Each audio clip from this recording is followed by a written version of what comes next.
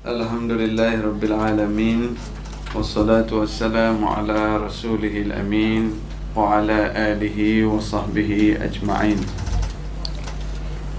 Terima kasih kepada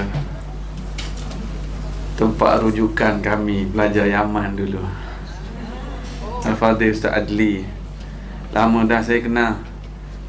Sejak Ustaz Adli saiz S lagi dulu. Belajar sekali. Memang tempat rujukan kami masa zaman belajar kat Yaman dulu. Ada masalah hadis, masalah fiqh, masalah bahasa Arab, telefon dia lah. Masalah bab komputer pun tanya dia juga. Alhamdulillah. Ustaz Adli ni zaman belajar kat Yaman dulu, kadang-kadang kalau pergi rumah sewa, tengok-tengok dia duduk ceramah seorang dalam bilik. Ada apa hal dia ni, pening kepala dia ceramah seorang. Ada laptop satu kat depan, dia ceramah. Rupanya online. Ada anak murid sini. Tu sekarang tak saya S dah tu. Pakai gini. Gini boleh? Ya? Kena nak tarik lagi? Ni. Okey dah? Jadi Alhamdulillah lah. Saya pun segan sebenarnya sini sebab dengar khabar kat sini banyaknya kelas, banyaknya program. Jadi bagaimana Ustaz Adli sebut tadi, saya datang hari ni bukan nak mengajar sangat, ulang kaji je sebenarnya. Revision. Dan satu lagi sebenarnya, bila kita banyak hadir program-program, ada exam tak hujung tahun? Tak ada exam? Tak ada exam macam mana nak ukur hasil dia? Kalau anak-anak kita sekolah rendah ada IPSR, sekolah menengah ada PMR, ada SPM, masuk universiti ada pointer dia, CGPA dia, 4 flat, 3 point above. Cara nak ukur. Dan kita yang datang hari ni, saya rasa ada ni kelas kita ni berapa lama dah? Berapa tahun dah? Tahun 80-an. Alhamdulillah. Maknanya yang datang ni daripada 80-an lah. Oh, bertukar-tukar. Oh. Alhamdulillah. Semua yang datang-datang kat kata semua muda-muda. Alhamdulillah. Ada orang dah 3 tahun attend kat sini dengan Darul Ta'lim. Ada yang dah 5 tahun attend. Ada yang baru tahun ni mula datang. Ada tak? Alhamdulillah. Ada yang baru lepas bulan puasa baru ni mula attend. Tak apalah. Better late than tak apa. Okey, tak ada masalah. So, soalan tadi, macam mana kita nak ukur? Macam mana kita nak ukur? Yang 3 tahun, yang 5 tahun, yang baru tahun ni, yang dah 15 kali attend, yang dah 8 subjek dia belajar. Macam mana nak ukur? Dah exam tak ada ni. Ujian lisan boleh buat, boleh test hari ni. Kalau saya test hari ni, sah. Lepas ni kalau tak panggil dah ustaz, jangan panggil lah. Kan? Nak ukur, ukurannya ialah tengoklah pada akhlak. Sebab Nabi Muhammad sallallahu alaihi wasallam menyebut, innama bu'ithtu liutammima makarimal akhlaq. Aku diutuskan ialah untuk membawa akhlak yang sempurna, kemuliaan akhlak. Solat, kita belajar nak solat yang sempurna, yang paling dekat dengan cara Nabi sallallahu alaihi wasallam solat. Apa yang kata hasil lepas solat itu menjadi solat yang sempurna? Innas salata tanha 'anil fahsya'i wal munkar. Bila solat itu cegah kita daripada keji dan munkar. Itu application tu, perbuatan. Puasa, apa tujuan puasa? Orang biasa sebut MBO apa? Management by Objective ke apa? Apa objektif puasa? La'allakum Mai ke ni? Oh, canggih. La'allakum tattaqun. Puasa hasil dia jadi orang bertakwa. Nabi sebut akmalul mu'minina imanan ahsanuhum khuluqa. Orang mukmin yang paling sempurna imannya ialah yang paling baik akhlaknya. So kita belajar ilmu nak kuatkan iman. Bukan saja nak tahu, tapi nak kuatkan iman, nak tambah ilmu ni supaya kita boleh kuat banyakkan ibadah, kuatkan iman. Dah nak ukur macam mana iman yang kuat. Belakang sana ada satu lagi kosong tak? Satu lagi. Ada dua orang tu. Okey. Bila pintu dari depan, dia kena fill in the blank belakang dulu. Tak apalah, okeylah. Apa tadi? Nak ukur. Jadi nak ukur iman yang Pak Nabi sebut akmalul mu'minina imanan. Orang mukmin yang paling sempurna iman dia. Ahsanuhum khuluqa. Yang paling baik akhlak. Wa khiyarukum li ahli.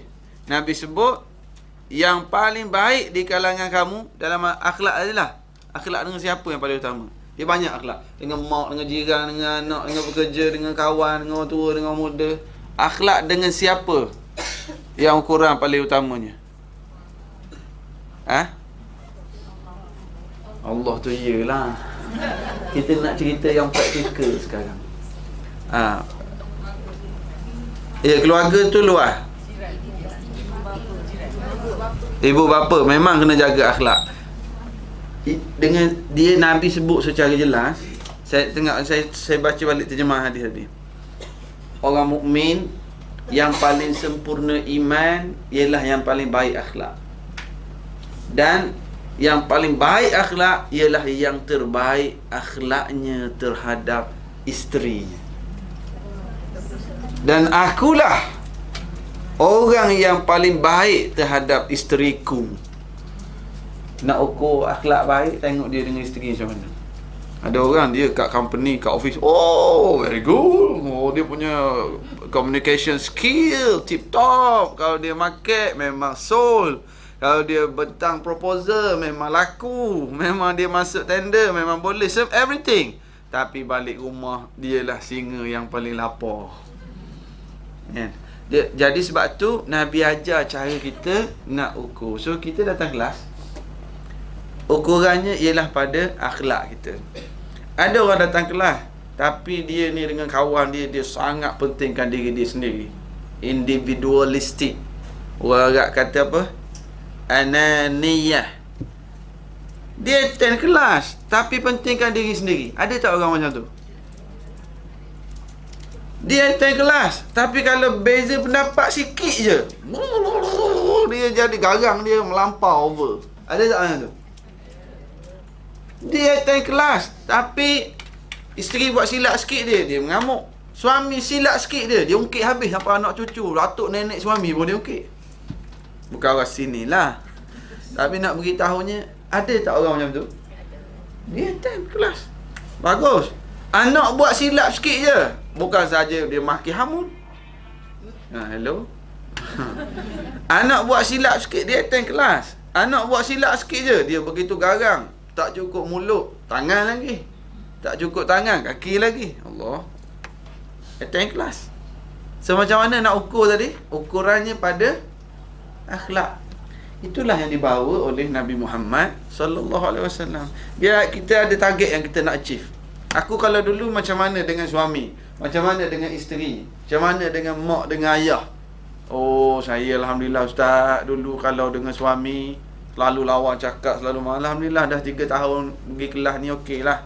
Saya taklah cakap teruk sangat, saya jaga lagi.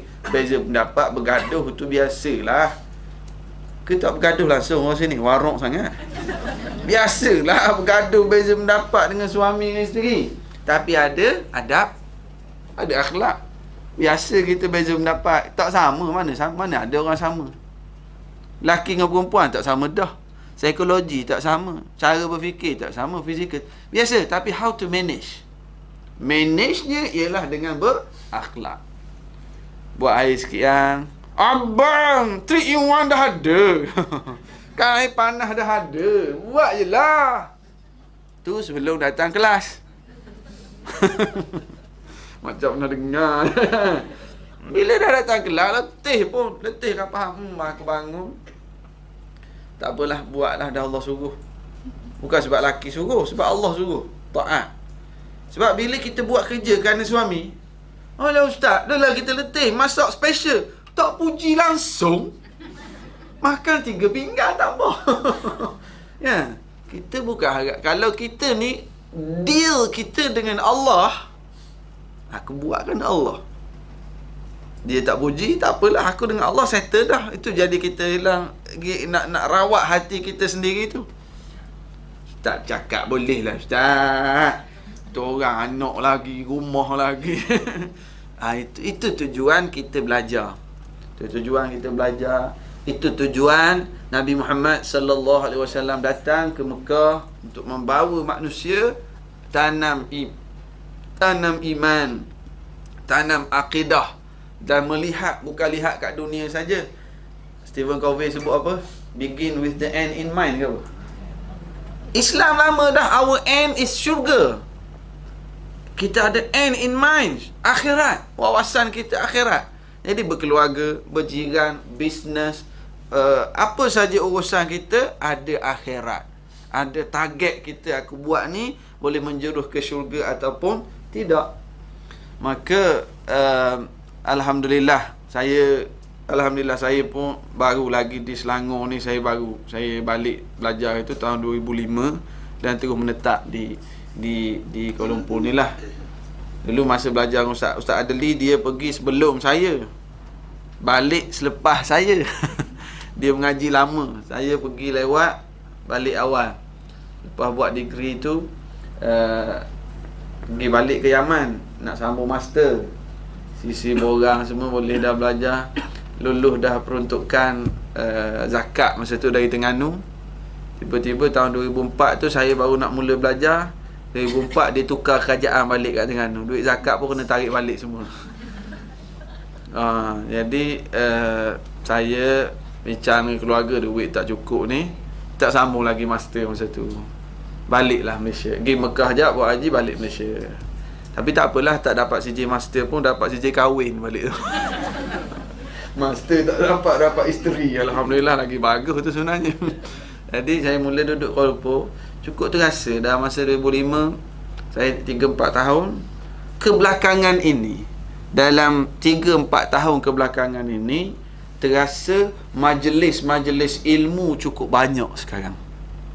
Terasa di masjid, di surau, di rumah-rumah orang, di tempat-tempat yang secara khusus macam ni. Alhamdulillah, ini satu perkembangan yang baik. Tapi yang penting, ukuran pada banyaknya majlis-majlis ilmu ini, tengoklah pada akhlak orang-orang yang hadir. Lagi banyak kita belajar, bukan nak menjadikan kita ni orang lagi sombong. Lagi banyak kita belajar, sepatutnya lagilah orang panggil apa tu, lagi berisi, lagilah kita tawaduk. Apa seumpama apa kita dengar? Apa? Padi. Padi ni lama dah kita pakai seperti buah durian lah. Lagi masak dia jatuh ke bawah kan. Padi lah. Jadi maksudnya sepatutnya lagi banyak majlis ilmu, lagi banyak kita attend. Dalam TV lagi, dalam radio, YouTube, MP3, dalam telefon, mana-mana. Tinggalnya nak atau nak. Dan ukurannya sepatutnya kita melahirkan masyarakat yang semakin berakhlak. Tak ada masalah kita berbeza pendapat, tak ada masalah kan, tetapi kita handle dengan penuh akhlak yang diajar oleh Nabi, yang para sahabat amalkan. Para sahabat, ada tak para sahabat Nabi berbeza pendapat? Ada, banyak. Contoh, lepas perang Ahzab, nak pergi ke Bani Quraidah, nak serang orang Yahudi, Rasulullah kata jangan salat melainkan di Bani Quraidah, tempat orang Yahudi. Jadi Sahabat, okey, dengar Nabi cakap itu, dia orang pun bergerak lah ramai-ramai. Dalam perjalanan, masuk waktu asar. Nabi kata, jangan solat asar melainkan di Bani Quraidah. Jalan-jalan sampai tengah perjalanan, masuk waktu asar. Bila masuk waktu asar, macam mana? Nak main asar tengah jalan ni ke? Ataupun sampai kat sana? Nabi kata, jangan solat asar melainkan di Bani Quraidah. Lepas tu jom jalan. Pertengahan jalan, azan masuk waktu asar. Nak semayang tak? Nak semayang kat sini ke? Nak tunggu sampai? Ada sahabat kata, kan Nabi dah cakap semayang asar kat sana. So, walaupun masuk waktu, tak payahlah semayang kat sana. Tak payah semayang sini. Kita semayang sana lah. Ada sebahagian lagi sahabat kata, Nabi beritahu semayang asar kat sana, maksud Nabi suruh kita cepat, suruh kita sampai sana sebelum asar lagi. Dan sekarang dah lambat masuk waktu, semayang lah. Sahabat ni kata, tak, Nabi kata semayang asar di Bani Quraidah, sampai baru kita semayang. Yang ni kata, tak, maksud Nabi tadi nak suruh kita cepat, biar sampai sebelum asar, so boleh semayang kat sana. Jadi ada yang semayang kat sini, ada yang semayang kat sana, kat Bani Quraidah. Nanti bila jumpa Nabi, dia orang pun cerita, Nabi pun senyum, Nabi kata dua-dua betul. Mereka ni yang semayang sini dengan semayang di Bani Quraidah, masa muka tak? Okey je, ada masalah. Masing-masing pada pandangan, mereka hati mereka tetap bertaut. Mereka berbeza pendapat dengan penuh akhlak.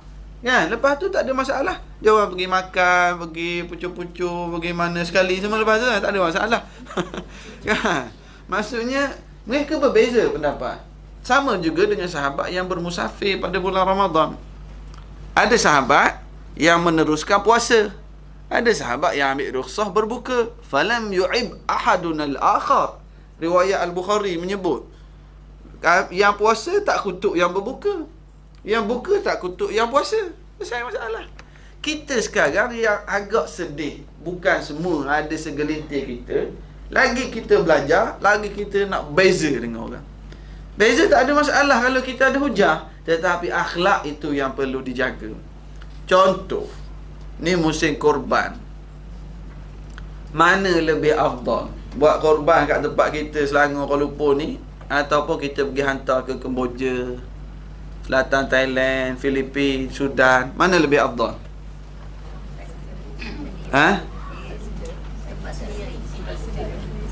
Mana lebih afdal? Kat tempat sendiri ke kita ni orang Islam di Kemboja ni sekali setahun je makan daging, mana lebih afdal?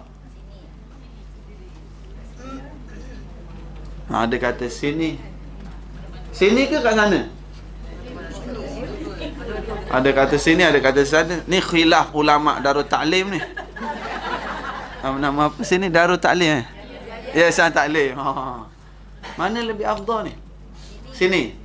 Yang sini kata kat tempat kita ramai lagi orang susah. Siang dia orang pun ramai, kita tengok kat flat-flat tu ramai lagi orang susah. Tapi yang kat Kemboja tu sekali setahun je boleh rasa. Kita ni pentingkan diri kita je. Sana saudara kita juga. Macam mana? Macam mana? Sila. Nak tanya mana yang paling afdal? Nak buat kat sana ke kat sini? Dah yang kat sana dia orang tak rasa daging.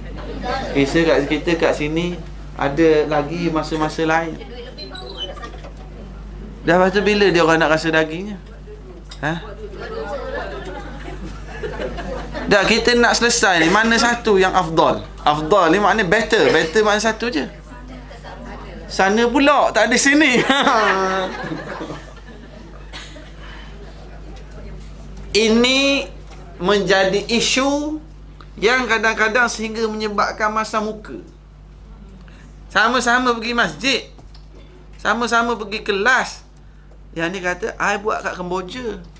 Kenapa buat kat sana? Sini orang susah. Tak, sana kesian. Masa muka akhirnya. So hari ni kita selesaikan masalah ni. Yang paling afdal ialah yang paling ikhlas kerana Allah. Selesai? Selesai. Tanda ikhlas yang pertama, tak sibuk condemn orang lain. Tanda ikhlas yang kedua, tak payah duk cerita kat orang. I buat tak banyak, 4 bahagian je. Si ayat warak tu. Ayat warak je. Ha? Tak banyak pun, 4 je. Dia je tu dia konon tawaduk. Tapi nak beritahu orang. Ha, samalah. I tak banyak sangat tahajud, 6 rakaat je. Nak cerita buat apa kat orang? So yang paling afdal ialah yang paling ikhlas. Dia buat, aku dengan Allah terima tidak ni. Ya. Ada orang dia buat, dia pilih mana yang lebih murah. Boleh tak kita buat korban pilih mana yang paling murah? Boleh dalam satu keadaan. Dia orang yang pilih murah mahal ni, dia ada 2 keadaan.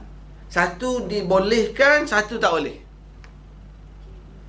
Yang dibolehkan, dia pilih yang murah nak buat. Dia ni tak ada duit. Dia dah menyimpan setahun. Kan? Dia tak ada duit. Tapi nak buat korban. Dengar kisah Nabi Ibrahim, dengar kisah Nabi Ismail. Aku nak buat jugalah. Simpan duit, tolak juga nak tolak obat, sewa rumah apa semua. Allah, ada banyak ni je. Boleh nak ambil bahagian. Tapi carilah tempat yang paling murah. Dia nak buat, tapi dia tak ada duit, dia cari paling murah. Dia pun cari mana? Oh, hantar keluar negara ni murah sikit kos dia. Kat sana mungkin lembu murah. Dia pilih yang murah. Itu insya-Allah Allah tahu kesungguhan dia. Yang masalahnya duit dia banyak. Rokok berapa kotak seminggu? Berapa sekarang harga rokok? Berapa harga rokok? Oh, ada orang tahu harga rokok. Sebab ada seorang ustaz dia kata, mana-mana rumah yang ada astro wajib korban. Wajib ambil bahagian korban. Sebab dia boleh bayar bulan-bulan. Nak bayar kan? Berapa bayar? 100 lebih. Saya tak ada astro kat rumah. Jadi dia adalah ustaz tu dia buat gurau. Siapa yang ada ni wajib ambil bahagian korban. Sebab ni pun boleh. Kan? Kadang kalau rokok kalau RM12 sekotak. Seminggu berapa kotak? Yang jenis istiqamah hisap rokok mungkin sekotak sehari. Istiqamah. Jadi kan cuba kira. Kategori kedua, dia pilih yang murah, duit dia ada, tapi tak ada ke murah. Masjid tu 480, masjid ni 460, ni lah 60. Dia cari sebab kedekut dia. Maka kita bimbang, duit ada tapi sengaja pilih yang paling murah, takut jadi macam salah seorang anak Nabi Adam alaihissalam. Yang bila dia nak korban, dia cari yang reject shop punya barang. Kan? Yang pertama cari yang the best, the bestest. The bestest. Betul ke? Grammar. Tak apalah ustaz. The most bestest harta. Yang dia cari untuk Allah, untuk dia present untuk Allah. Kan? Dia cari yang terbaik. Allah terima. Yang ni cari reject shop punya barang. Barang-barang dia dah niaga ni, yang lebih tak laku ni, yang ni lah buat korban. Ni yang kita bimbang. Kita ada harta tapi pilih yang murah sebab berkira duit untuk ibadah. Jadi saya dulu bab orang berkira duit ni dalam ibadat, dulu saya punya mentaliti awal-awal balik belajar dulu, dengar cerita, contoh kita kait sikit, cerita ibadat haji. Ada orang ibadat haji, pergi haji 120,000 package. Ada orang 80,000. Dulu saya punya pemikiran membazir lah dia ni. Membazir. Kenapa perlu sampai macam tu? Dulu. Tapi alhamdulillah beberapa tahun ni duduk KL ni, ada kita pergi di masjid, di program berkenalan, ada orang-orang corporate dan sebagainya. Ada seorang tu, dia ialah bila income dia juta-juta, so 100,000 is nothing. Kan? Dia kata, ustaz, saya Kalau saya pergi ke Amerika, saya pergi ke Australia, saya pergi bercuti, everything first class. Takkan saya nak pergi buat ibadat, saya nak kira zuhur, ambil yang tak selesai. Oh, betul juga. Kan? Dan dia ni pula, kita kata membazir. Dia dah tak kisah dia pergi macam ni, tapi dia banyak tolong orang susah. Adik-beradik dia pun sedekah, dia derma. Dan dia pergi pun tak sombong. Tak adalah, dia pergi package mana tak ada. Kalau begitu, no problem. Kan? Sebab dia dengan penuh ikhlas. Dan dia bagi dia, ya ustaz, saya ada sahabat tu, dia sebut macam tu. Allah bagi rezeki pada saya. Saya nak guna untuk saya selesa ibadat. Kan? Jadi balik pada masalah tadi, untuk ibadah, dengan syarat hati kita jaga, kita tak ada niat nak image. Ada Tuhan baru zaman sekarang, Tuhan image nama dia. Apa yang dia buat kerana image. Sepatutnya kerana Allah Ta'ala, tapi kerana jaga image. Ya, ini masalah. Tapi kalau dia buat ibadah untuk keselesaan, untuk tanda dia bersyukur pada Allah, itu tak ada masalah. Jadi saya nak balik pada masalah korban tadi. Bila orang kata masalah berbeza tadi, buat kat mana. Jadi kita selesaikan yang paling afdal ialah yang paling ikhlas kerana Allah Subhanahu Wa Taala. Jadi sebab bagus majlis ilmu banyak hadir. Dan saya nak showkan sangat. Kita yang hadir majlis ilmu ni, banyakkan guru, banyakkan tempat, banyakkan sumber, lagi banyak, lagi matang ilmu kita. Ustaz, lagi banyak belajar, lagi pening kepala lah. Lagi bengong rasa kepala. Bengong kerana ilmu agama bagus. Maksud, minta maaf lah kena istilah tu, pening kepala. Sebab bila kita dengar sini, kita akan dah mana satu betul. Yang ni kata begini, yang ni kata begini. Kita akan mencari. Bila kita mencari, dengar hujah ni dengan penuh niat yang ikhlas. Aku nak cari yang terbaik untuk aku beramal. Aku nak cari yang terbaik yang Nabi paling suka. Bila kita dapat jawapan yang puas hati guru, kita akan pegang sungguh-sungguh, kita akan beramal. Itu seronok. Baik pening kepala dengan majlis ilmu. Ada orang dulu dia pening kepala, mana satu nak ni, Gucci ke Calorino ke Guess ke sekarang. Dia pening bag handbag dulu. Pening bag tudung nak beli macam mana, yang ikan bawah ke, yang ada awning ke, ada beling-beling ke. Tak, sekarang ni dia pening dengan ilmu dah. Tak apalah tudung apa pun, handbag apa pun, dia tak ada. Dia lebih pening dengan macam mana nak faham hadis Nabi, macam mana nak tahu hukum ni. Baik macam tu.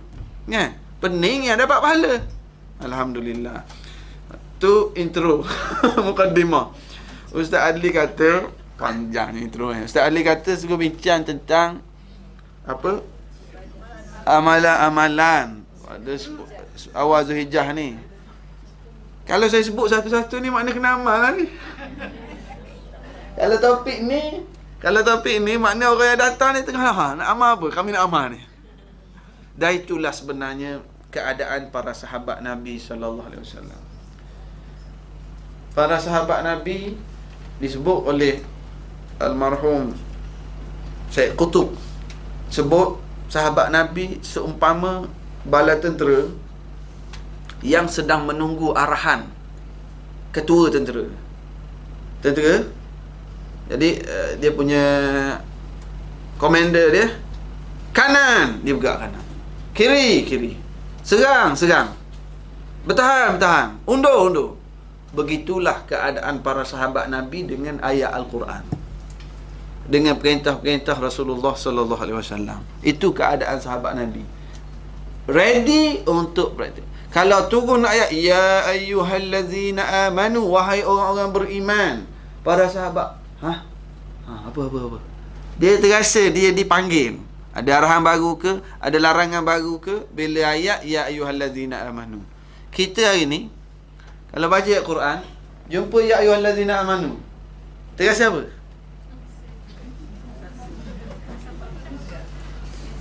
Okey, kita berjalan di satu shopping komplek, kita nampak Cik Mat, itu panggil. Kita tengok Cik Mat ke bukan ni, ya ke tak. Kita pun panggil Cik Mat. Dia pun berjalan tu. Kita pergi dekat Cik Mat. Dia tak paling, dia terus berjalan. Habis dah cerita tu. Kan? Betul tak tu Cik Mat? Dia ada kemungkinan. Ada kemungkinan itu Cik Mat. Tapi Cik Mat dah pekak dah sekarang. Dulu okey lagi. Ha? Dulu okey. Masa berjiran kita Cik Mat okey. Sekarang lepas Cik Mat pindah tu dah pekak dah dia. Satu kemungkinan. Kemungkinan kedua, dia bukan Cik Mat. Kita duduk Cik Mat, Cik Mat, Cik Mat. Lah, rupanya bukan Cik Mat, Cik Lah. Lepas tu dia tak paling. Kita pun pergi tengok dekat, bukan Cik Mat sungguh. Ataupun Cik Mat tu dah pekak. Apa kaitan saya nak buat cerita Cik Mat pekak ni? Ha? Apa dia? Apabila ayat Quran, ya ayyuhallazina amanu, wahai orang beriman, kita rasa macam mana? Kita pekak ke kita bukan orang beriman? Sekiranya kita orang beriman, kita akan terasa, kan? Bahawa Allah sedang panggil kita, sedang menyeru kita, wahai orang beriman. Ya. Yang kita bimbang, baca ya ayyuhallazina amanu, kita pun selam berak je. Ya, itu kita bimbang. So nak bagi tahunya keadaan para sahabat Nabi, mereka menunggu-nunggu arahan. Tunggu apa amalan yang nak dibuat. Satu hari Rasulullah sallallahu alaihi wasallam dalam masjid cakap, ada sahabat yang berdiri berjalan. Ijlisu, ijlisu. Rasulullah kata duduk. Duduk. Ada seorang sahabat yang baru nak sampai masjid, duduk kat tengah jalan. Lalu bila orang lalu tanya, kenapa kau duduk kat sini? Tadi aku dengar Rasulullah suruh duduk, aku duduk. Allah radhiyallahu anhum. Ini hebat sahabat. Ketaatan mereka dengan Rasulullah sallallahu alaihi wasallam hebat. Para sahabat, Allahu akbar. Itu yang kita nak tiru. Abdullah ibn Umar radhiyallahu anhuma, jalan sekali naik unta. Dia naik unta, orang tengok dia naik unta, tiba-tiba dia tunduk. Tunduk. Kau salah lapang. Jadi sahabat datang tanya, Ya Ibn Umar, wahai Abdullah ibn Umar, kenapa tadi aku tengok kau lalu tiba-tiba tunduk? Dia kata, dulu aku pernah melihat Rasulullah sallallahu alaihi wasallam lalu kawasan ni. Rasulullah naik unta, masa tu ada pokok, ada dahan. Rasulullah lalu kat situ, Rasulullah tunduk. Sekarang aku lalu di situ, aku pun nak tunduk bagaimana Rasulullah sallallahu alaihi wasallam. Ya Allah. Oh, ini sungguh tak. Pokok tak ada dah. Pokok tak ada dah, tapi nak ikutnya Nabi. Allahu akbar. Kan? Ni nak baca amalan-amalan ni, nak ikut dah. Banyak nak amal ni. Kan bagi tajuk macam ni kena amal. Tak apalah, kita cuba setakat kita mampu. Tapi kita boleh cek lah aku ni macam mana dengan yang Nabi suruh. Nabi kata, muru auladakum bis salah wa hum abna'u 7 sinin wadribuhum 'alayha wa hum abna'u 10 wa farriqu bainahum bil madaji'. Rasulullah kata, perintahkan anak kamu salat ketika berusia 7 ke 17? Bukan 17. Tapi ada orang sayangnya dia kat anak, Ustaz, weekend biarlah dia tidur, Ustaz. Anak form 5 dah. Anak saya baru lepas exam, Ustaz. Tak apalah dia tidur. Dah Nabi kata, muru auladakum, suruh anak solat. Anak tak semayang umur 7-8 tahun, okey, kita ni yang kena suruh. Kita kena suruh anak solat. Umur 7 tahun. Tapi kalau kita suruh dia semayang, dia tak semayang, macam mana? Biar je lah. Tak apa. 7 tahun 8 tahun suruh semayang. Semayang lah dulu sebelum tidur. Dia buat homework, main-main game sikit, tidur, tak semayang syak. Macam mana? Biar kan? 9 tahun semayang dulu asar, nak pergi main bola tu. Dia tak semayang, dia pergi main bola. Nak buat apa? Biarkan. Yang penting kita kena suruh. Yang wajib kita suruh. Dia tak semayang, tak apa. Masuk 10 tahun, bila kita suruh, dia tak semayang, wadribuhum 'alayha. Masa tu kena pukul. Ini Nabi suruh, kita buat ke tak? Ustaz, Anak-anak besar semua dah ustaz. Tak apa, balik ni buat anak baru ataupun anak baru lah. Maknanya tak anak baru pun kita ada cucu ada cucu. Dan kalau dah besar dah pun tak apa, kena suruh lah. Biar kering, biar kita mati dalam keadaan beletek, suruh dia semayang. Dia akan ingat kita mati nanti, oh mama dulu suruh aku semayang, mama dah tak ada. Dia ingat yang kita suruh. Dan kita boleh jawab dengan Allah, ya Allah aku suruh dah. Nak buat macam mana, dulu aku pun tak semayang juga Sekarang aku ni bukan kita lah. Jadi aku suruh dah, aku mati dulu ataupun dia mati dulu. Kita buat. Itu cara kita dengan nata'amal ma'as sunan, ma'al awamir. Cara kita beramal dengan perintah-perintah agama. Okey, jadi bila sebut tentang Zulhijjah, memang kita, tapi Ustaz Ali kata dah masuk bulan Zulhijjah. Esok kan? Hari ni 29. Oh, cantik sangat. Patut pun disuruh saya datang tarikh ni. Sebab esok baru nak masuk. Sebab 10 ni memang ada beberapa hadis yang umum dulu. Rasulullah sebut, ma min ayyamin al-amalu salihu fihi ahabba ila Allah min hadhihi al-ayyam.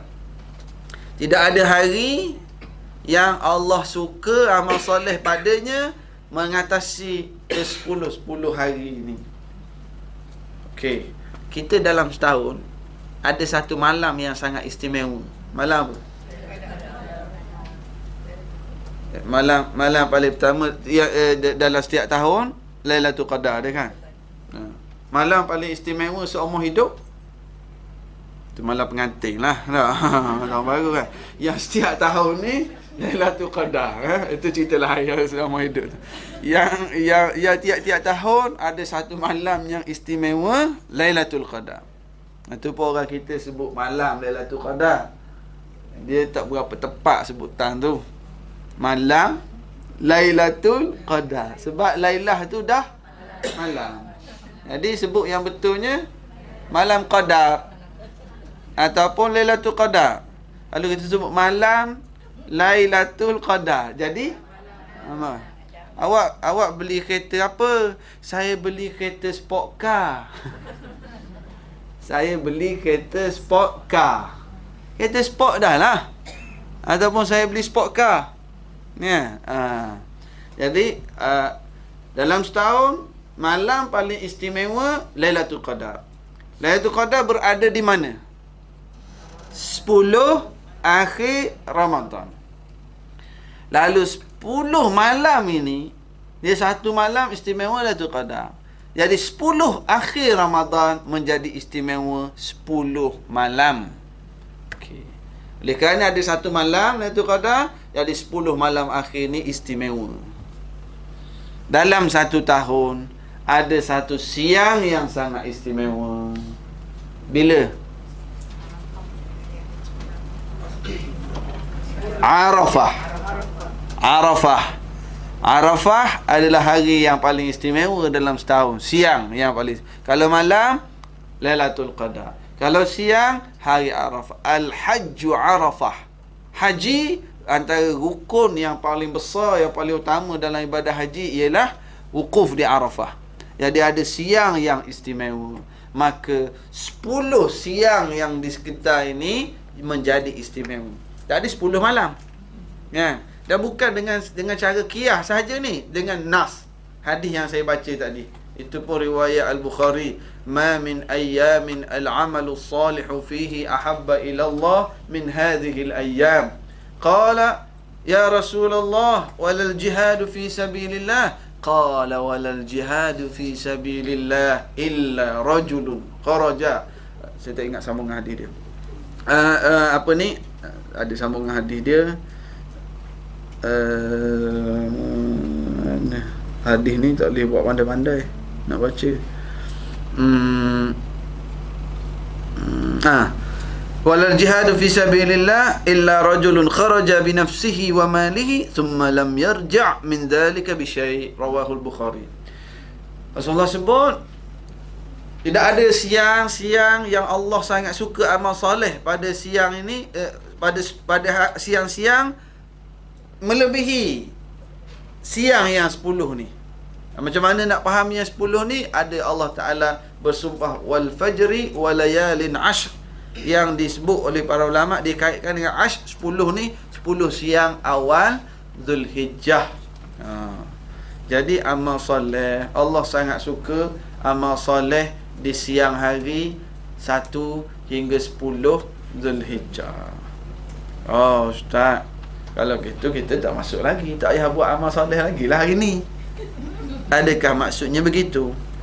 Adakah maksud amal soleh pada hari-hari lain kurang nilai? Bukan begitu maksudnya, tapi satu galakan untuk menambahkan kesungguhan kita.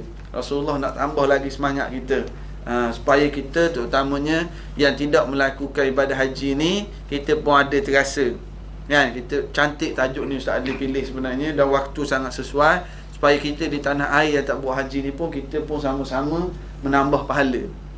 Sebab Allah sebut secara jelas, Allah sangat suka orang buat amal soleh di siang hari bulan awal 10 awal Zulhijjah ni. Okey, apa nak buat? Nak buat apa? Antaranya kita pergi yang lebih khusus dulu berkait dengan Zulhijjah. Nanti baru kita pergi umum puasa baca Quran tu. Yang lebih khususnya ialah ambil bahagian ibadat korban pada yang mampu. Ambil bahagian korban. Masya-Allah.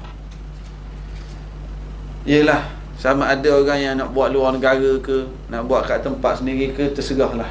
Nak buat kat titik air ni ke, nak hantar kat kampung ke, dia orang Kedah, orang Terengganu, orang Kelantan, orang Johor, nak hantar kat kampung ke, nak hantar ke luar negara ke, itu terserah. Yang penting apa tadi? Apa yang penting? Kerjasama lah tak? Yang penting apa? Yang penting kerjasama. Yang pentingnya ialah kita buat dengan penuh ikhlas kerana Allah. Ikhlas. Kita buat dengan penuh ikhlas, ambil bahagian korban. Dah Ustaz, ada kalau buat jauh tu tak boleh tengok macam mana? Sah korban. Kalau boleh tengok, saksikan lagi baik. Kalau boleh sembelih sendiri lagi baik. Cik pernah sembelih lembu? Tak. Kan? Try lah sembelih. Tengok boleh lah. Tengok sentuh lembu tu, bu sabar. Tak apalah. Boleh tengok. Kalau tak boleh tengok pun tak apa, itu wakilkan niat, Allah terimalah amalan tu. Sebab lan yanalallaha luhumuha wala dima'uha walakin yanaluhu taqwa minkum. Dia sembelih berapa bahagian pun, daging tu sampai tak ke Allah? Daging tak sampai, darah tak sampai. Yang sampainya ialah taqwa, ialah niat, ialah keikhlasan kita yang dinilai di sisi Allah. Pada yang boleh ambil bahagian, ambil. Alhamdulillah, kita rezeki kita masing-masing ada rezeki Allah Ta'ala bagi. Yang meniaga, cara meniaga. Yang gaji, cara gaji. Yang terima harta pusaka, cara pusaka. Jadi ni antara cara kita nak tunjuk kesyukuran kita kepada Allah Subhanahu Wa Ta'ala. Saya tinggal dekat PJS tu. PJS tak jauh dari Sunway Pyramid tu, kat Kepala Singa tu. Ada sekitar situ ada kawasan-kawasan flat. Ada surau-surau yang nak buat korban, lama dah duk cari. Nak cukup 7 bahagian tu, pusing. Ustaz, baru 5 bahagian. Pusing cari. Dah dapat dah? Tak lagi Ustaz. Tak apalah, carilah dulu. Tak lagi, dapat dah? Tak lagi. Kata tak apalah, bagi kat saya 1 bahagian, isteri saya 1 bahagian, cukup seekor lembu. Nak dapat seekor lembu tu susah. Kan? Nak beritahunya kita ni tak ada masalah. Anytime. Sebab itulah mengikut kadar masing-masing, mengikut kemampuan masing-masing. Tu pun seekor lembu kena bagi 1-2 blok flat. berapa ketul daging sangat dapat seorang. Ya. Jadi nak beritahunya kita ni Allah Ta'ala beri rezeki.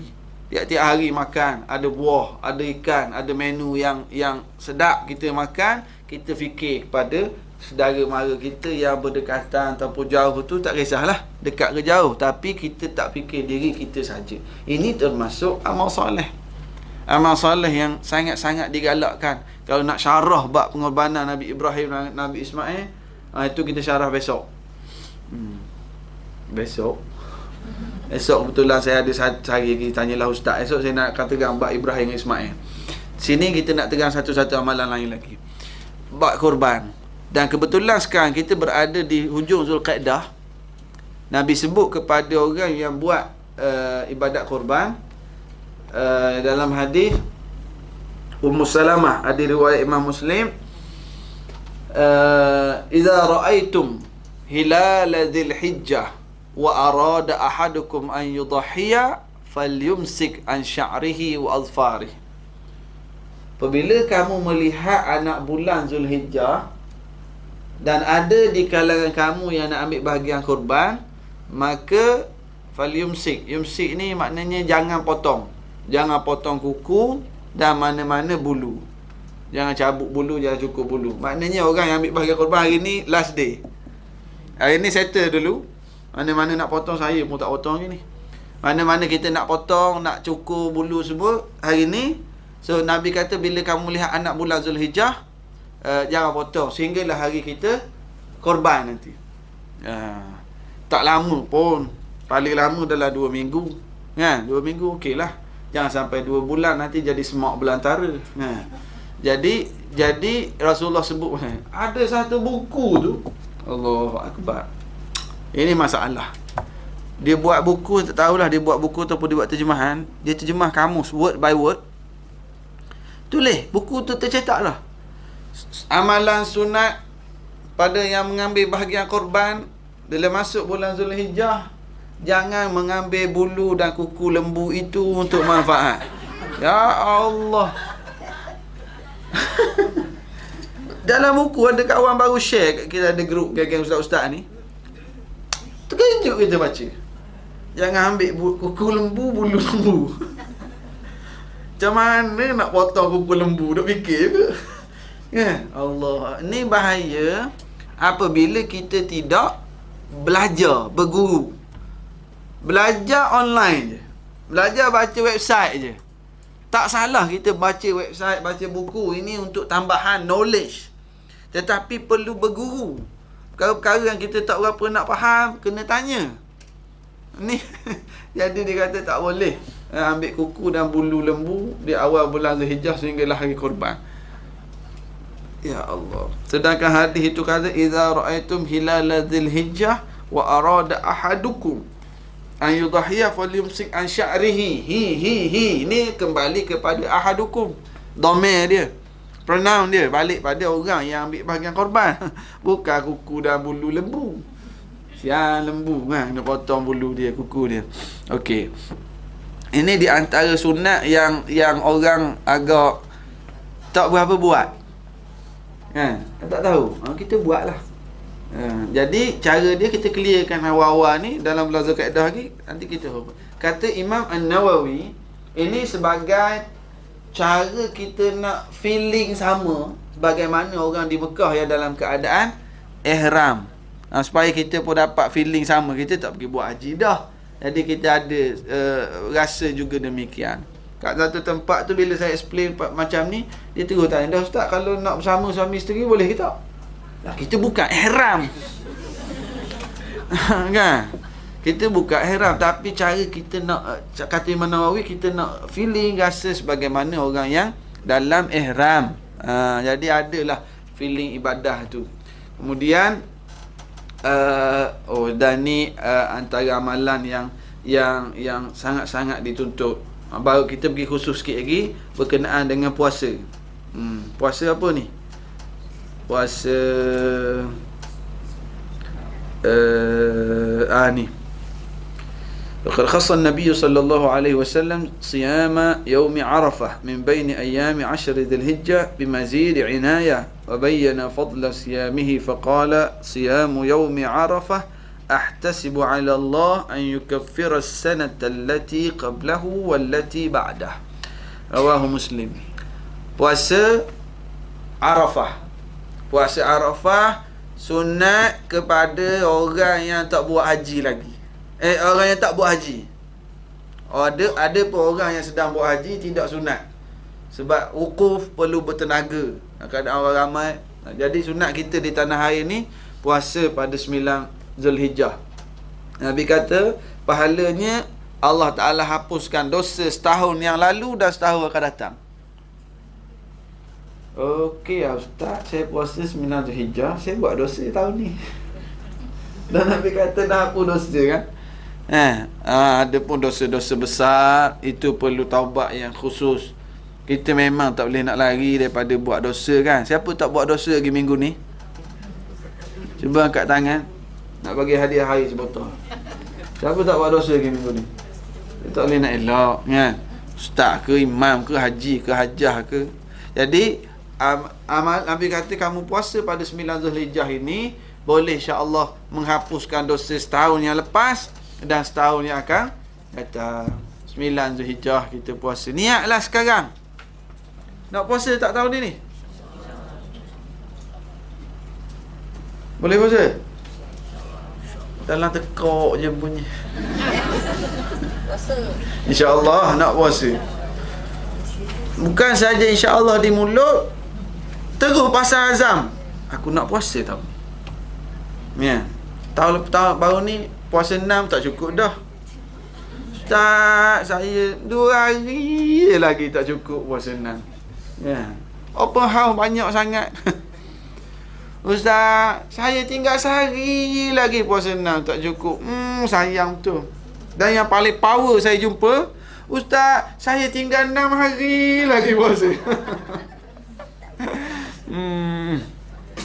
Dah lepas dah. Ni sehari je. 9 Zulhijjah ni.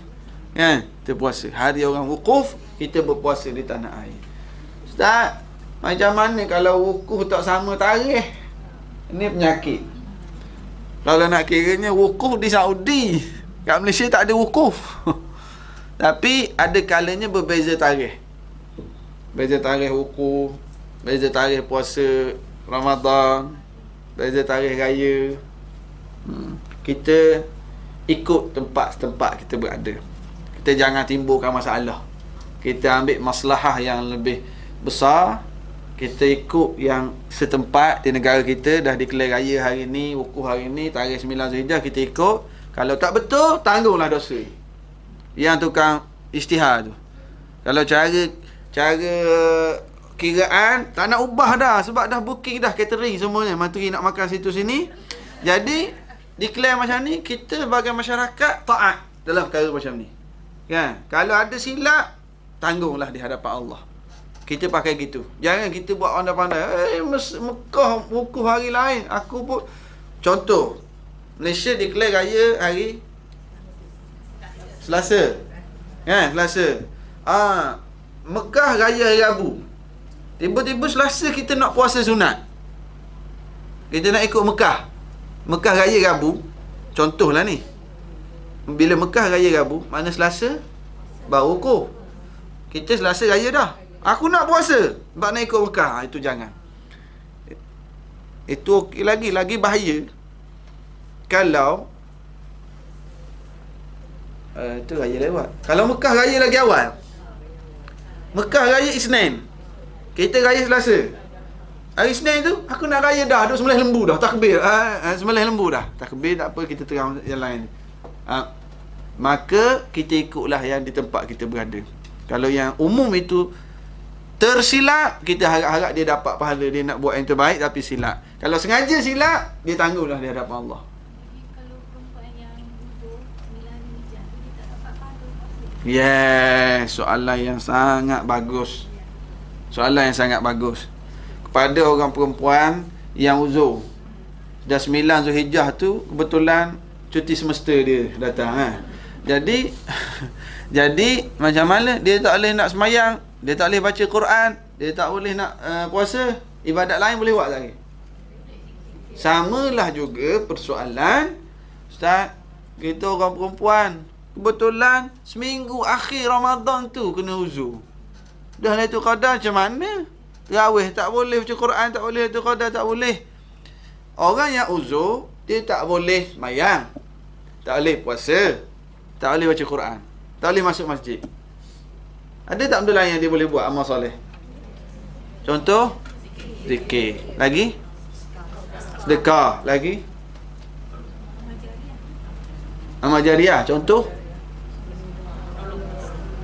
masak untuk suami, masak untuk anak-anak, nasihat anak, itu semua amal soleh. Senyum kat jiran, tegur, tanya khabar, semua amal soleh. Ya. Kita faham yang pertama, Allah tahu. Sekarang ni niat. sekarang ni niat nak puasa 9 Zulhijjah ni. Dah niat dah hari ni. Tahun ni aku nak puasa. Tiba-tiba 8 Zulhijjah, tengok lembu besar sikit yang nak sembelih tu, pak datang period. Kejut tengok lembu. Ya. Jadi, tak apalah, Allah tahu dah. Allah tahu dah dia niat nak puasa. Dan sampai masa tak boleh, nak buat macam mana? Ya. Dia boleh buat amal soleh lain. Inilah hebatnya Islam. Kita hari ni, kita niat nak puasa. Saya memang niat nak puasa. Tiba-tiba sampai masa sakit ke, kena makan ubat ke, kita pun makan ubat. Pahala kita niat hari ni dapat tak? Dapat. Oh, okey lah kalau kita start. Saya niat hari ni, nanti saya pergi makan. Jangan nak tipu Allah. Kita tak boleh nak tipu Allah. Allah tahulah intention kita. Kita dah boleh tahu time tu memang kita. Ya. Okey, bagus soalan. Macam ni saya suka. Soalan kata, kita dah tahu. Memang kalau tengok kalender, oh ni memang jatuh tarikh period perempuan. Kalau ustaz, kalau saya niat pun tahu dah tak boleh sembahyang masa ni. Tak payah niat lah. Tapi ada amal soleh yang lain. Sebab itulah Nabi kata al-amalu salihu fihi umum, amal soleh padanya. Ziarah mak kat kampung, pun amal soleh. Kita tengok orang sakit, pun amal soleh. Zikir, banyak zikir, berkilo-kilo ada zikir, tunggu amal ke tidak je. Kan? Banyak. Yang penting kita ada faham dah tadi, Allah suka. Tak apalah, tak ni tarikh aku period, ya Allah aku nak sangat puasa, tapi kau Maha mengetahui dan period ni pun dari Allah. Kan? Kita buat benda lain. Boleh sedekah, boleh contoh-contoh yang saya sebut tadi. Tegur siapa, senyum sedekah dah. Senyum tu pahala sedekah dah. Kan? Jangan duk senyum kat laki jiran, gaduh pula tu kan. Kan? Gaduh jiran sebab kita selalu senyum kat suami dia. Senyum yang tidak menimbulkan fitnah lah. Jadi dapat pahala sedekah juga. Ada kat satu masjid tu, tabung derma. Sampai tabung derma, dia duduk senyum kat tabung tu. Dia senyum tabung. Berapa senyum? Dah ustaz kata sedekah senyum. Sedekah kat tabung tak dapat pahala sorry, senyum kat tabung bukan sedekah. Ya, sedekah ni senyum kat orang. Tabung kena masuk duit baru dapat pahala.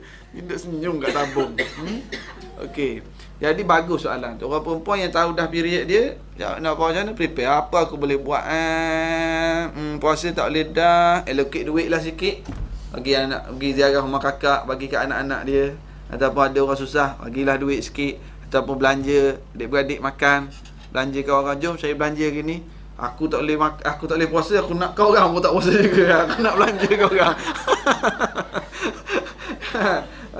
Tak pun senarai kat SMS kawan-kawan siapa-siapa yang period, jom aku nak belanja. Boleh je, silaturahim. Isi borang nanti bagi tahu siapa-siapa yang tak boleh puasa 9 Zulhijjah nanti, saya nak belanja makan. Nasi Arab. Okey. Silaturahim itu pun al-amalus amal soleh.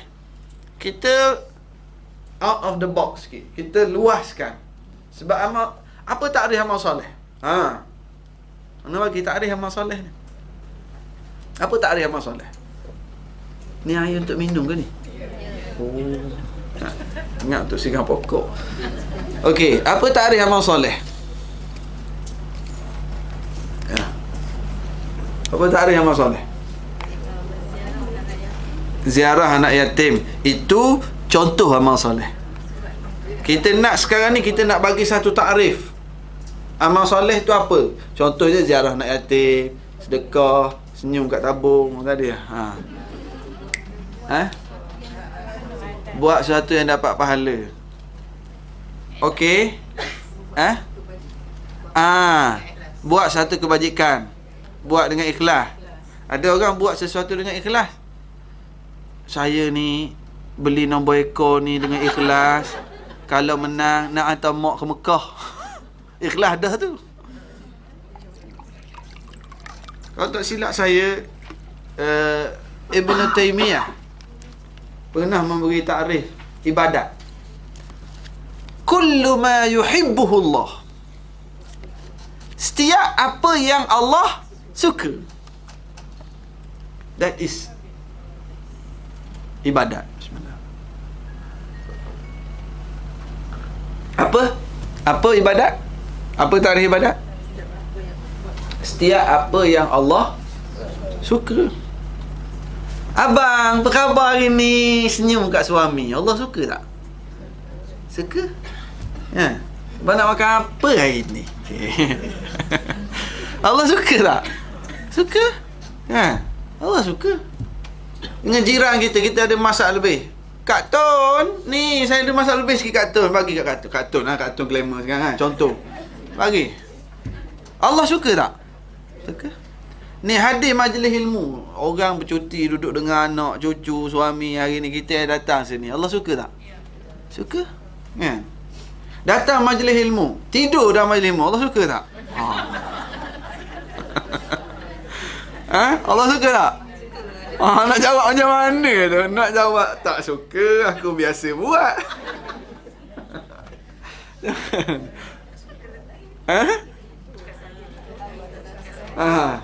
Datang ilmu tidur, Allah suka tak? Okey. Duduk dalam majlis ilmu dapat pahala tak? Dapat. Kalau dia duduk dalam majlis ilmu, dia tertidur dalam majlis ilmu, dapat pahala tak? Amboi, confident je dapat. That's it. Bukan sengaja nak tidur. Jadi Allah suka dah kita hadir majlis ilmu ni. Tapi dah tertidur, InsyaAllah dapat juga pahala. Oh, dapat. Oh gitu, datang nak tidur je lah. Kan? Allah suka kita datang. Tapi nak buat macam mana? Dah malam tadi letih, kan? Malam tadi kebetulan cucu datang, cucu tak tidur malam, kita pun tak tidur juga. Ataupun malam tadi atuk cucu tak tidur, kita pun tak tidur juga, kan? Atuk cucu tak tidur, kan? Ikutlah. Datang-datang mengantuk, letih.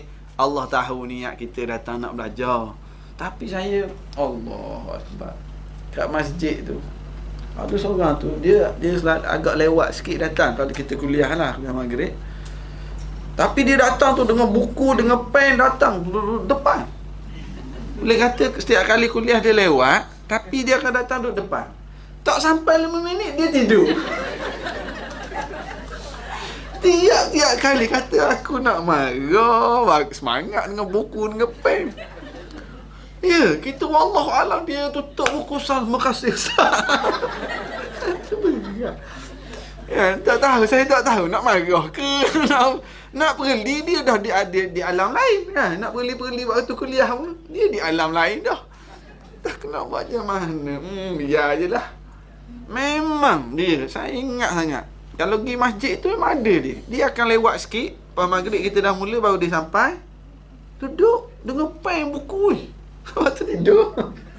Ya Allah, moga-moga Allah beri pahala. Berkat dia tu, berkat istiqamah dia. Janganlah tiru, don't try at home, kan? Janganlah tiru, buat gini juga, tapi kita nak balik pada takrif tadi. Kullu ma yuhibbuhullah. Setiap perkara yang Allah suka. Kita di rumah, nasihat anak-anak, cerita pada anak, duduk sembang dengan kita rasa ini satu ibadah, kan? Para suami, ibadat yang hebat bagi suami, gembirakan isteri, kan? Buat isteri happy. Rasulullah a good listener dengan isteri. Rasulullah pendengar yang baik, kan? Puji. Orang perempuan ni perlu juga puji. Dua benda yang paling dia suka puji. Satu, masakan dia.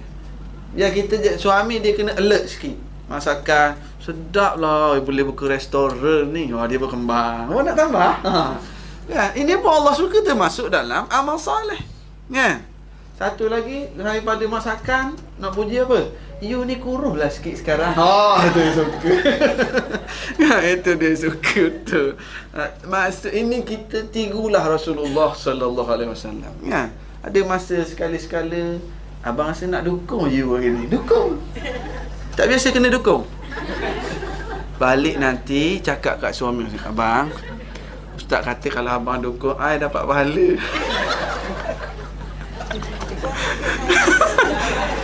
Suruh dukung, tak try buat. Allah, slip dish terus suami. Terus slip dish. Masuk tak dalam takrif ibadat? Masuk tak dalam tarikh amal soleh? Masuk. Baru jadi entertainment. Ya. Suami lepas meeting, lepas kerja teringat nak balik dukung, nak balik gurau, nak balik main kejar-kejar kan. Main di rumah, main sembunyi-sembunyi. Hari ni sembunyi bawah katil. Okey. Esok sembunyi dalam almari, ya, tu sembunyi dalam meja basuh. Okey. Tak apa. Kan? Amal soleh tak? Amal soleh. Nanti suami balik, sembunyi belakang pintu, duduk belakang pintu. Dia masuk, tutup mata. Cuba teka siapa. Amal soleh. Kan? Boring dah main gitu, duduk dalam almari dia. Dia buka nak bagi. Wah.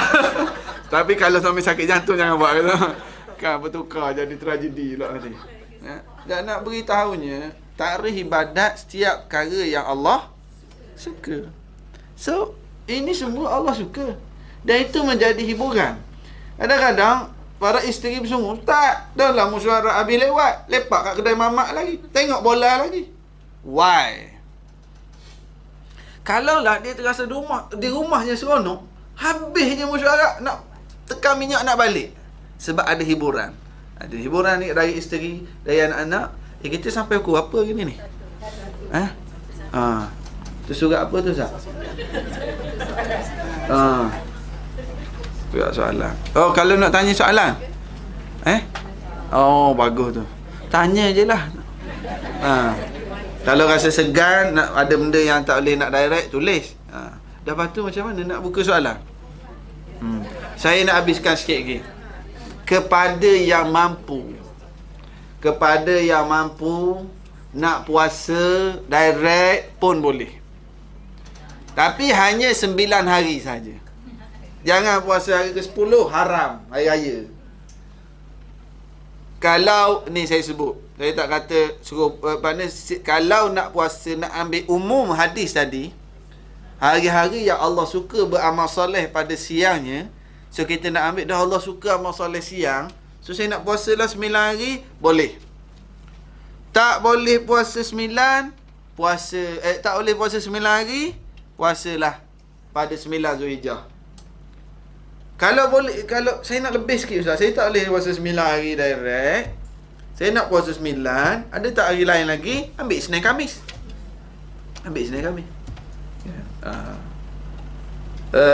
Korban puasa gitu. Kemudian di siang hari balik kepada tadilah yang uzur ataupun yang tak boleh nak puasa, banyakkan zikir. Boleh sangat nak berzikir sambil pandu kereta nak balik rumah. Zikir apa yang paling senang nak buat? Subhanallah. Orang perempuan yang period boleh baca tak zikir ni? Boleh. Subhanallah, alhamdulillah. Boleh tak baca Quran yang period? Kita keluar al-khuruj minal khilaf mustahab. Keluar daripada khilaf, zikir banyak lagi. Aku amal zikir pun tak habis dah. Jangan duk sibuk dengan perkara khilaf. Ada kalau khilaf kata begini, tak apalah dah. Kalau khilaf, saya nak ambil yang confirm tak ada khilaf, zikir. Yang ni pun saya tak cukup dah nak amal. Yang ni pun saya dah tak teramal dah. Kenapa saya duk nak bergaduh baca Quran? Selesai. Solution. Ulama sebut al-khuruj minal khilaf mustahab. Keluar daripada benda-benda khilaf ni adalah sangat-sangat digalakkan. Keluar. Zikir banyak ada pada yang uzur, zikir lah. Sedekah yang paling afdal, sedekah kepada siapa? Yang paling afdal, ibda' biman ta'ul. Bersedekah kepada di kalangan saudara mara ahli keluarga kita. Sebab kita dapat 2 pahala. Pahala sedekah dan pahala silaturrahim. Kita yelah, kadang-kadang anak kita 3 pasang baju raya masuk sekolah. Anak kakak kita baju raya 3 tahun baju sama. Kita 3 pasang seorang anak kita. Anak kakak, anak abang kat kampung. Ini antara amal soleh yang boleh sangat-sangat baik untuk kita buat. Tak, dia orang semua kat KL ni, ajak dia orang makan kat rumah. Kan? Ini amal soleh. Jamu makan, ajak orang makan, abang, kakak, anak-anak. Tak, abang saya tu anak-anak dia ganas-ganas semua Ustaz. Kalau dia datang pecah ventih saya baru balik Langkawi beli ni. Ventih pecah, Al-Qara, Al-Qapa, Zion semua pecah Ustaz. Kalau anak dia datang. Kan? Ajak makan kat kedai. Ajak makan kat kedai. Hello, booking untuk 12 orang. Kita belanja. Ini amal soleh. Kalau rasa kalau ajak dia datang ke rumah, lagi banyak dosa kita buat. Nak buat pahala jadi dosa, dah tak boleh nak kawan. Ya, daripada kita lepas kakak kita balik, kita pula bergaduh dengan suami. Itulah anak awak, anak abang awak. Belanja kat kedai. Belanja kat amal soleh. Kullu ma yuhibbuhu Allah. Setiap yang Allah suka, itu ibadat. Kan? Sedekah. Ada orang susah, tolong. Bangla isi minyak tu, nampak pakai kepiah, nampak yang jenis mayang. Bagi duit RM5. Bagi salam. Ya. Tapi kalau kita bagi, kakak bagi nombor handphone kakak, itu jangan bagi. Itu jangan bagi. Itu jangan cari penyakit. Ya. Nak beritahunya amal soleh.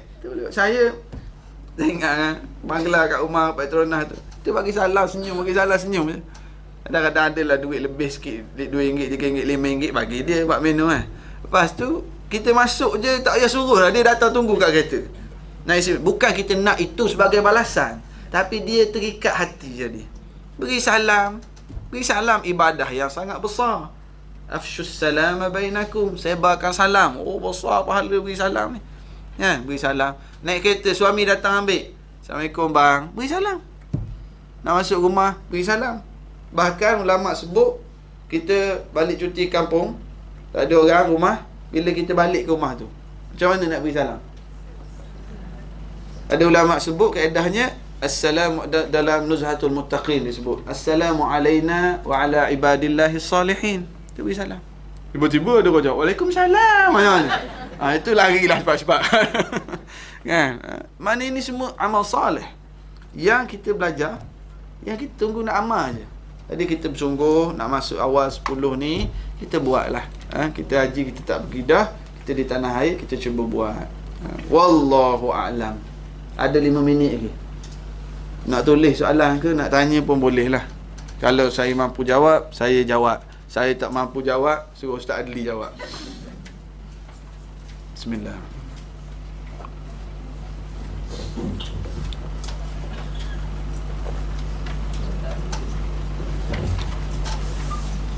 Orang dalam bilik ujung sana nampak ke kuliah? Oh, dia buat TV. Patut pun dia orang senyum juga kat sana. Soalan. Ya. Nak puasa 9 Zulhijjah ni, kita punya qada puasa Ramadan tak habis lagi. Oh, bagus soalan. Saya akan utamakan soalan lisan. Kalau kita nak puasa 9 Zulhijjah tapi qada tak habis lagi, the same jawapan dengan puasa 6 hari tu. Saya rasa kat sini dah explain jelas lah tu. Kan? Tak apalah saya ulang sekali lagi. Sama ada puasa 9 Zulhijjah ataupun puasa 6 Ramadan. Masa puasa 6 dulu saya jawab puasa 6 akan faham 9 tu pun begitu juga. Puasa 6 ulama bicara, Rasulullah kata, man sama Ramadan thumma atba'ahu 6 min Syawal kana ka siyamid dahri. Bang siapa yang puasa Ramadan kemudian puasa 6 hari bulan Syawal, pahalanya seumpama puasa setahun. Kan? Jadi macam mana orang perempuan raya nak terus puasa sunat ke ataupun nak qada dulu? Macam mana nak puasa sunat ke qada dulu? Banyak sangat pendapat, banyak sangat pendapatan. Jadi macam ni, ada ulama yang bincang. Dia kata hadis man sama Ramadan, siapa yang puasa Ramadan tambah 6 hari Syawal, maka pahala setahun. Jadi pandangan pertama, orang perempuan ke orang lelaki memang puasa sunat lah. Orang perempuan yang ada puasa nak kena qada, dia kena qada dulu. Sebab hadis kata siapa puasa Ramadan tambah 6. Jadi wahai orang perempuan, sempurnakan Ramadan kamu dulu, qada. Kemudian tambah 6. Itu baru dapat. Sebab orang lelaki 30 tambah 6, 36. Dalam Islam satu amal soleh 10 pahala. 36 kali 10 360. Itulah 360 hari. So macam mana orang perempuan kena qada dulu selesai Ramadan plus 6. Satu pandangan ulama.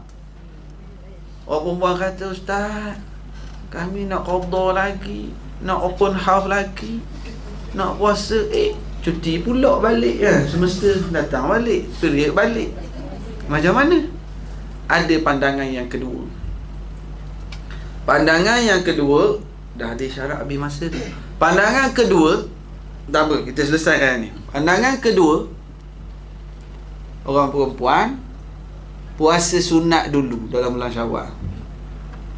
Selesai puasa sunat, baru dia mula qada. Sama ada qada itu dalam Syawal atau Zulqa'dah atau Zulhijjah atau seterusnya. Dalilnya Ummul Mukminin Aisyah radhiyallahu anha pernah qada puasa dia nu dalam bulan Syaban. Yang sunat-sunat dia buat. Timbul satu persoalan. Tidakkah orang yang puasa sunat kemudian baru qada mendahulukan yang sunat, melambatkan yang wajib? Timbul tak isu tu?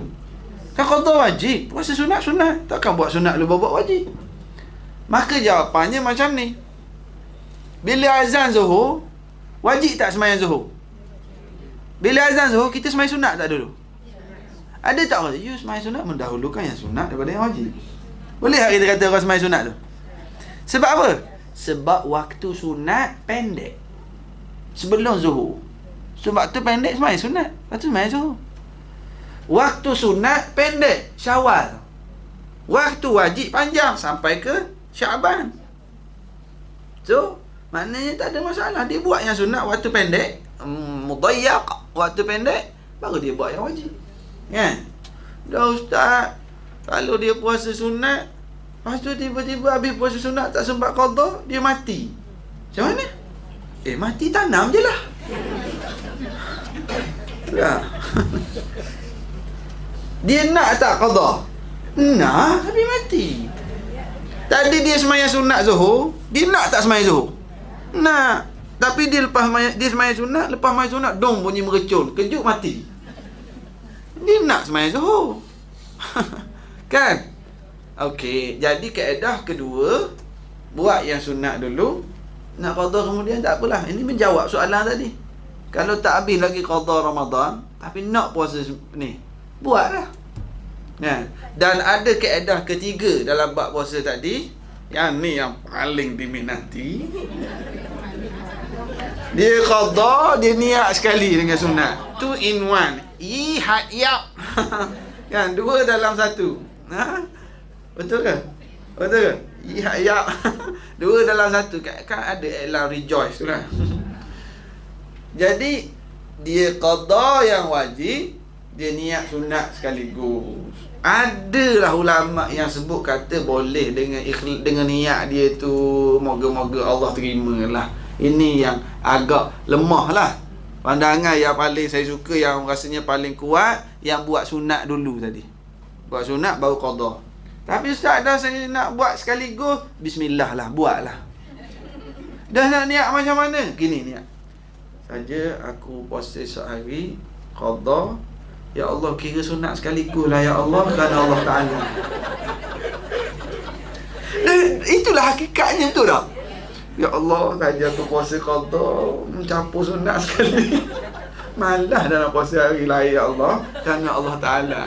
Ya, itulah hakikatnya sebenarnya. Kan?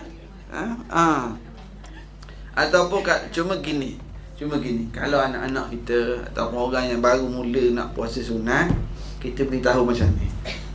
Ambillah pandangan ketiga. Bahkan kalau anak-anak gadis, yang anak-anak kita budak-budak muda baru nak mula puasa ni, cakap kat dia, kalau puasa 9 Zulhijjah nanti, kalau niat qada Ramadan tu, tapi puasa pada 9 Zulhijjah. As a beginning, kita introduce pada dia orang hari-hari penting ni. Ni hari 9, tak apalah kalau ada tak habis lagi tu, kalau qada pada 9 Zulhijjah. Kita nak introduce dulu. Jangan sampai bila-bila tu in one semua. Kan? Kita improve lah. Saya ingat sekali tu saya pergi open house. Rumah ada kenalan lah. Saya baiklah dengan dia, alhamdulillah. Seorang datuk dia ni, dia buat open house agak besar sikit. So saya pergi bawa isteri, bawa anak-anak, ambil makanan. Masa ambil makanan tu, saya duduk di meja saya. Betul lah, ada seorang makcik datang. Makcik tadi dan anak perempuan dia. Makcik tu pun dia pakai tudung pun letak kain atas kepala gitu. Dia keluar jambu sikit. Lepas tu anak perempuan dia ni memang seksi. Duduk semeja depan kita. Apa isteri saya, "Bang, jangan tengok sangat." Isteri saya cakap, "Kita bukan tak nak tengok, dah duduk depan." Jadi makan, makcik tu tanya, "You ni ustaz yang ada keluar dalam TV tu?" Saya kata, "Adalah sekali-sekala makcik, kenapa?" Saya duk panggil makcik, rupanya dia ni Datin, dan saya tak kenal. Duk makcik gitu je lah. "Kenapa, Cik?" "Saya nak tanya sikit lah. Saya nak tanya you sikit, Ustaz." Apa? Ni open house Syawal. Itulah tentang puasa 6 tu, macam mana boleh ke nak puasa sekaligus ke kena, aduh ustaz tu kata kena qada dulu. Saya kata puasa 6. Dan saya tengok keadaan dia dan anak dia, saya jawab kaedah yang ketiga lah. Saya kata tak apa makcik, boleh, tak ada masalah. Makcik qada ni sunat sekaligus. That is the answer. Apa hal? Saya kata kenapa ni? "Tak ada, ustaz tu kata kena qada dululah, tak boleh buat sekaligus lah." Saya kata yang ustaz tu kata pun betul juga. Perkara ni ulama bincang. Ada ulama jawab begini, kata begini, yang ustaz jawab tu pun betul juga. "No, but your answer is encouraging." Masa tu rasa nak tanya. Masa tu saya nak tanya berapa hari dah puasa, tapi tak tanyalah. Tapi taklah tertanya kan. Kadang-kadang kita tanya soalan ni, kita ada dah jawapan. Nak suruh ustaz jawab yang kita setuju. Tapi tak apalah, as a beginner ataupun baru kita introduce budak-budak muda sekarang, buatlah, ambil kata insya-Allah lah you qada, niat yang sunat, moga-moga Allah terima lah tu. Tapi kita yang belajar ni kena ada improvement lah. Improvement. Ya? Ustaz, masa hari Arafah tu kan di Mekah adalah ibadat khusus sana, berdoa dan sebagainya semua. Jadi adakah kita pun boleh berdoa pada hari Arafah di sini? Di sini. Ya, boleh.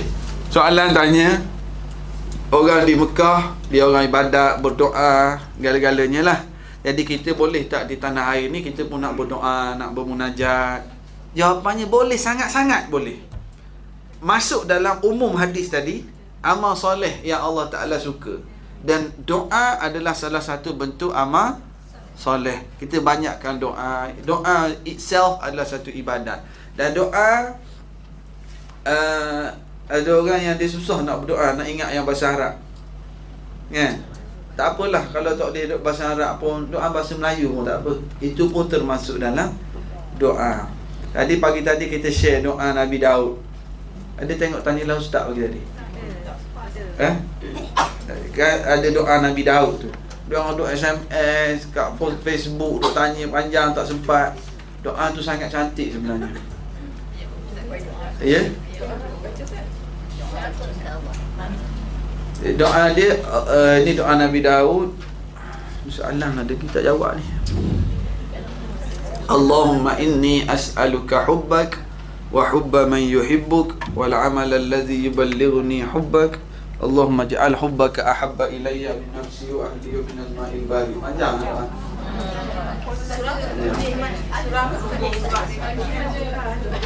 Apa? Tak, dia bukan ayat Quran, dia daripada hadis. Hadis Tirmizi,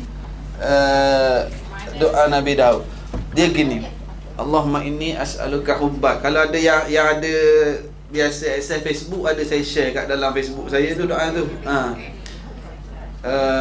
Allahumma inni as'aluka hubbak, ya Allah, aku memohon kasih-Mu ya Allah.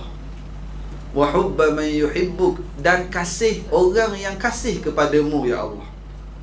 Wal amal allazi yuballighuni hubbak, dan memohon amalan yang boleh membawa kami kepada kasih-Mu ya Allah. Lajunya Ustaz sebelum. Saya takut tengok masa tu. Saya tulis.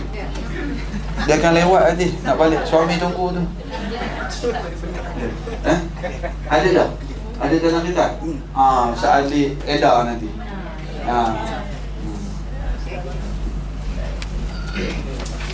Boleh?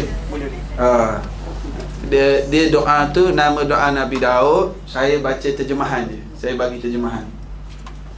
Allahumma inni as'aluka hubbak, ya Allah, aku memohon kasih-Mu. Wa hubba man yuhibbuk, dan kasih orang yang kasih kepadamu ya Allah. Cantik kan? Kita minta orang yang kasih pada Allah, dia kasih juga kat kita. Wal amal allazi yuballighuni hubbak, dan amalan yang membawa kami kepada kasih-Mu ya Allah. 3. Kemudian Allahumma ja'al hubbaka ahabba ilayya min nafsi wa ahli wa minal ma'il barid. Ya Allah, jadikanlah kasih-Mu di dalam hati kami, mengatasi kasih kami pada diri kami sendiri, mengatasi kasih kami pada keluarga kami, dan air yang sejuk di kala kehausan. Ya?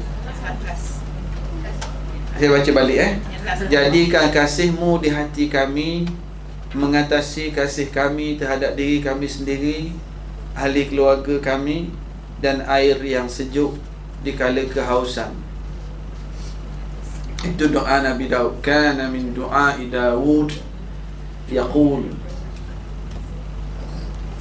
Yang kalau ada yang Facebook tu, pergi kat Facebook saya, memang betul lah saya share.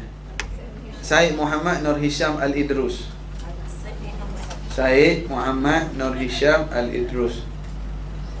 Ada sebetulnya sebab dia orang duk minta sangat, dalam tanyalah Ustaz semalam, saya share kat Facebook tu, senang kalau nak ambil.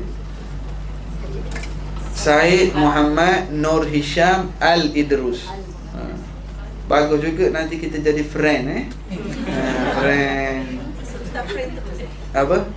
Like je lah, like. Yang friend tu dah over limit dah.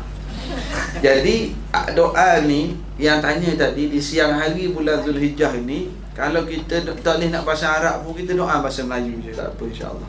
Itu pun termasuk dalam masalah. Ada beberapa soalan ni saya baca satu je lah saya minta izin baca satu je. Yang baki nanti tak apa, Ustaz Adi jawab nanti. Jawab dalam Facebook masa. Jawab dalam Facebook. Soalan tu. Allah. Jawab dalam Facebook. InsyaAllah. Tak boleh cakap insya-Allah, memang tak boleh nak jawab. Kalau sebut insya-Allah tu takut bohong pula nanti. Sebab yang Ustaz perlukah setiap amalan itu? Bagus soalan ni. Boleh dah? Ayat tadi cukup dah? Doa tadi? Tak apalah, Arab tu bahasa Melayu je, Allah faham lah. Your own language. Dalam bab doa ni, dalam bab doa, your own language, bahasa sendiri.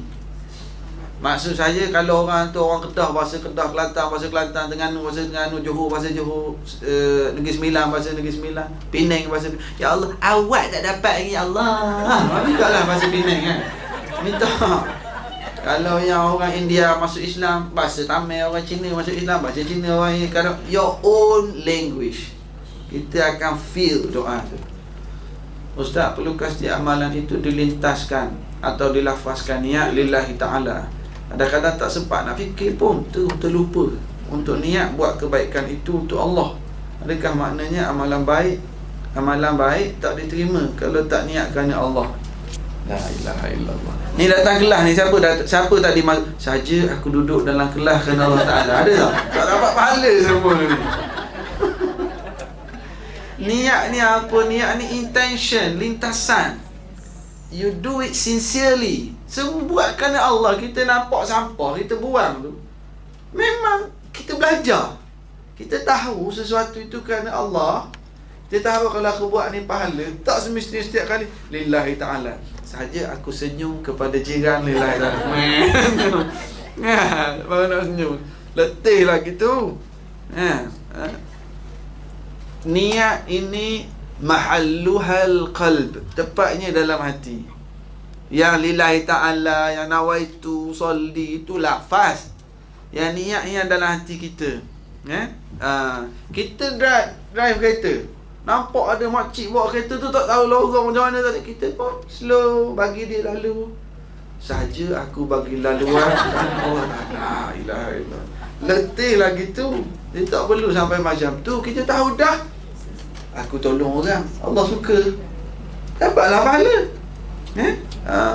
Nampak anjing buka tong sampah rumah jiran, kita pun haul kereta kita nak halau anjing. Allah suka tak kita buat gitu? Dapat pahala dah. Tak payahlah sahaja aku haul kereta kerana Allah Ta'ala. Niat itu yang lintasan dalam hati kita. Memang kita faham ini Allah suka, kita buat, itu dapat pahala lah. Wallahu a'lam. Saya rasa sekadar tu minta maaf banyak pada yang tulis soalan ni. Saya tak sempat nak jawab. Betul lah, saya pun ada perkara lain yang saya nak kena beredar. InsyaAllah, terima kasih. Moga-moga dapat diamalkan. Paling kurang puasa 9 Zulhijjah ni. Wallahu a'lam. Terima kasih Ustaz Adli. Kalau ada salah silap tu, Ustaz Adli kena perbetulkan balik lepas ni. Wallahu a'lam.